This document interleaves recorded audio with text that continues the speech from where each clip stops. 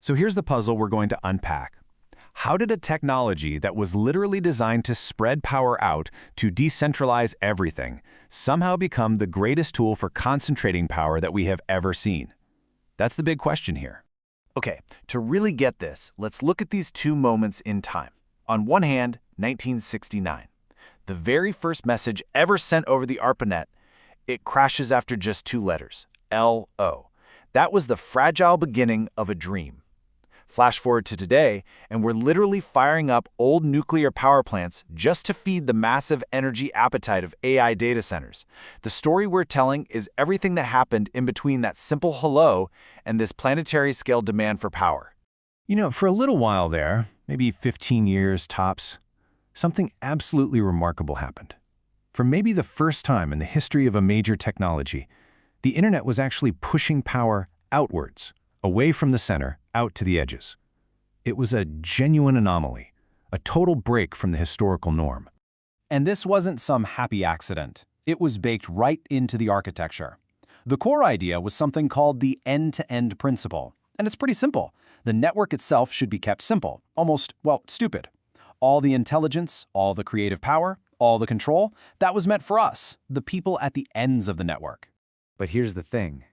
That outward push was fighting against a much, much older force. You could call it the gravity of capital. Think of it like a black hole that's always trying to pull everything back to the center, to concentrate control, and of course, to extract value. And this is so crucial to remember. The internet wasn't born in a Silicon Valley boardroom. It wasn't some venture capitalist's big idea. Nope, it was built by academics, it was paid for with public money, and its main goal was to create a communication network that could survive a nuclear war.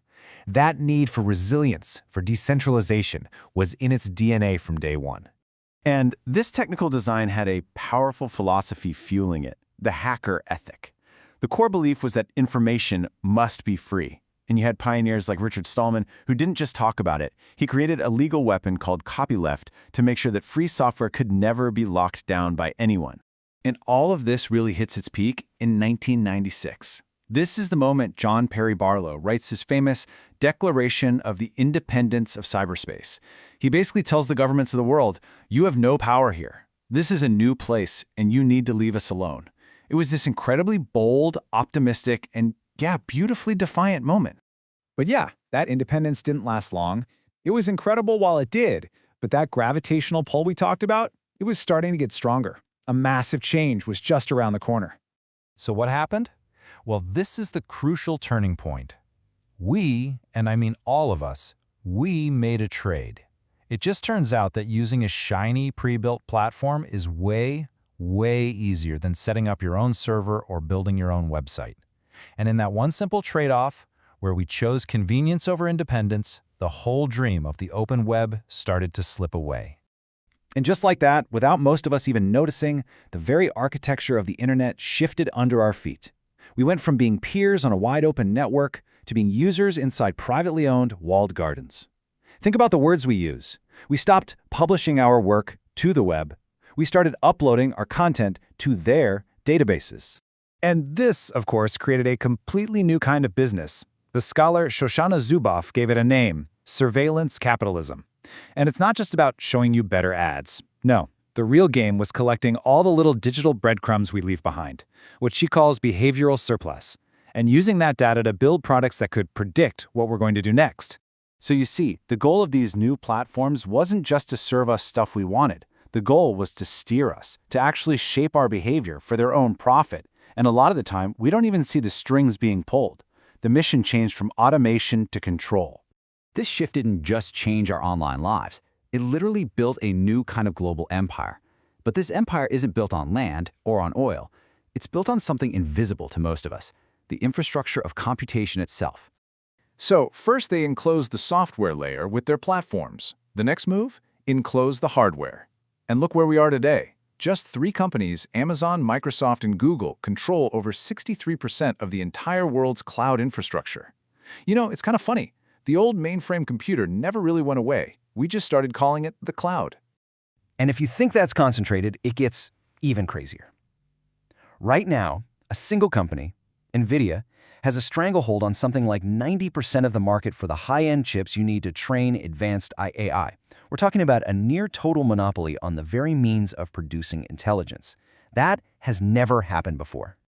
So, what's the economic result of all this power being sucked into the center? Well, the numbers are stark. The whole digital revolution, which was supposed to level the playing field, did the exact opposite. After inequality dipped for a while in the 20th century, platform capitalism hit the accelerator and sent it rocketing right back up to Gilded Age levels. And when you look at it globally, the numbers are just mind-bending. The richest 10% of people on Earth now own 76% of all the wealth. Meanwhile, the entire bottom half of humanity, we're talking more than 3.5 billion people, they own a combined total of just 2%. The gap is almost too big to even wrap your head around. And here's the other key difference. In the past, technological revolutions mostly replaced manual labor, but AI is different. It's targeting the cognitive jobs, the work done by analysts, designers, programmers, the very jobs that have been the foundation of the middle class for decades. This is a whole different ballgame. But you know, as staggering as all the economic numbers are, the biggest loss here might not be about money at all. It might be something much deeper, something that's happened inside our own heads. It's like we've all developed a kind of collective amnesia. For an entire generation that's grown up online, the platform, Facebook, Google, TikTok, isn't just one way to use the internet. For them, it is the internet.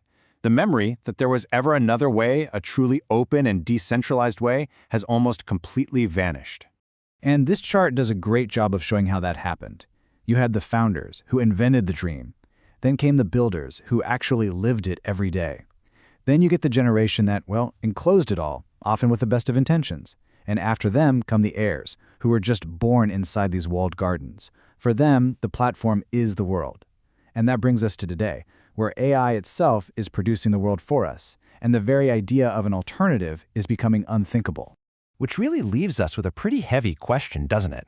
After all this time living inside the architecture someone else built for us, is it even possible for us to think outside of it anymore?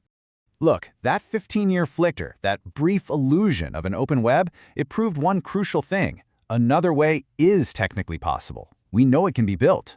The real question for us, right now, is whether it is still politically imaginable. Who gets to decide the rules that our machines, and by extension, our societies run on? That's the question we're left with.